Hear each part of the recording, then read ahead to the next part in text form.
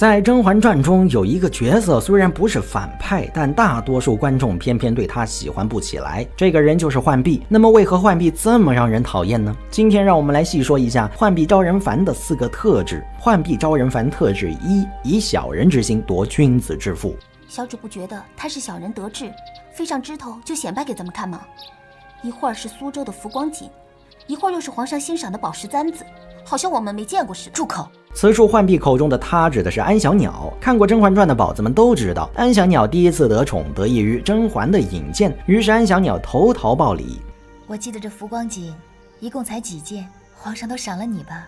袁氏都赏了我，只是我哪里敢用这么好的东西，我只留了1件，另2件我拿来送给姐姐。这里面对稀罕难得的浮光锦，安小鸟自己都舍不得穿，只自留了1件，却大大方方给甄嬛送了2件，足以可见安小鸟对甄嬛的真诚。但这份真诚落在浣碧眼里，就成了小人得志的炫耀。对于安小鸟来说，这真是无妄之灾。然而浣碧暗戳戳讲人家坏话还不算完，之后更是穿着安小鸟送给甄嬛的浮光锦招摇过市，并且还和安小鸟攀比起来。哎，你说这身衣服是我穿着好看，还是玲珑小主穿着好看？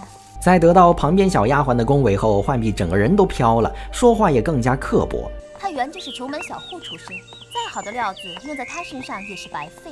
不得不说，安小鸟的浮光锦终究是错付了。浣碧招人烦特质2：插足别人的爱情。大家是否还记得甄嬛的妹妹甄玉娆曾经说过这么一句如雷贯耳的话？而且那步摇上的海棠花是姐姐所钟爱的，姐姐喜爱的，臣女不会沾染毫分。通过玉娆的这句话，我们不难看出来，玉娆十分不屑抢夺自己姐姐的心上人。其实这才是明智的想法。1则是因为爱情强求不来，2则是2姐妹共争一男，难免会伤了姐妹之间的情分。而同为甄嬛妹妹的浣碧显然不这么想。虽然甄嬛对浣碧很好，但浣碧更倾向于把甄嬛当做一个假想敌，她内心深处渴望着能够超越甄嬛一次，或者说能与甄嬛比肩。于是有一次，4大爷正在和甄嬛你侬我侬的坐在厅内闲聊，这时浣碧抱着荷花闯了进来。皇上饶恕，奴婢不知皇上在这里，实是无心之事啊。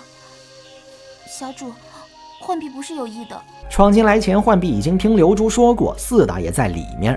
皇上在呢，我怎么敢在里面待呀？但此时浣碧却又装作毫不知情的样子，这茶味简直要溢出屏幕了。不过4大爷有嬛嬛这样的家人在侧，哪儿还能注意到浣碧？于是只淡淡的吩咐他把花放好了就下去。那么浣碧会就此收手吗？当然不会。只见浣碧惺惺作态的在4大爷面前摆弄起荷花，大概是浣碧浇水的动作过于娇柔造作，引得4大爷注目。为何要把荷花放在宽口瓶里？浣碧见状则温声细语解释了一番。回皇上，奴婢心想，要是花浮在瓶里，就好比开在水上，会更加好看一些。浣碧内心的小九九，早在她抱着荷花进门的那一刻，甄嬛就看透了。于是甄嬛全程托腮看着浣碧演戏。不得不说，这俩的段位真是一个天上一个地下。然而浣碧可不觉得自己的段位低，她甚至觉得自己胜利在望，爬上龙床指日可待。于是浣碧再接再厉，我来。皇上请用。这里甄嬛本想亲自伺候4大爷喝豆浆，却被浣碧一把抢过。浣碧之所以这样做，原因无他，只因她今天刻意打扮的花枝招展。若是不能引起4大爷的关注，那还有什么意思？只不过用力过猛，就会导致翻车。绿裙娇俏，只是用粉红花朵点缀，又着粉鞋，未免俗气。4大爷这句直白的锐评让浣碧的脸面碎了一地。于是浣碧退出去以后，就在树旁哭哭啼啼。恰巧这场景被果子狸撞见，而果子狸素有中央空调之称，这不得好好安慰一番？他不喜欢红配绿，所以觉得不好看。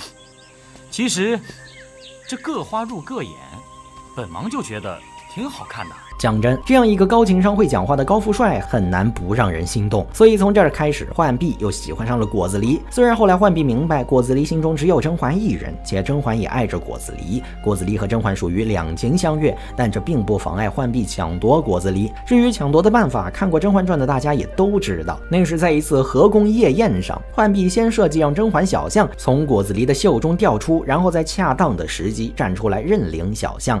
请皇上恕奴婢死罪，此物是奴婢的小象，这是7年前奴婢亲手放入这个金鹰中的，皇上可以看看精英中是否有几片杜若的花瓣。这样一来，果子狸就不得不娶浣碧。朕如你所求，让浣碧以钮祜禄家二小姐的身份，嫁给果郡王为侧福晋。可以说，浣碧插足甄嬛的2次爱情，真是让人恨得牙根痒痒。浣碧招人烦特质3，不懂得知恩图报。纵观全剧，我们不难发现，甄嬛对浣碧真的无可挑剔，但浣碧把甄嬛对她的好当成了理所当然，连甄嬛自己都纳闷。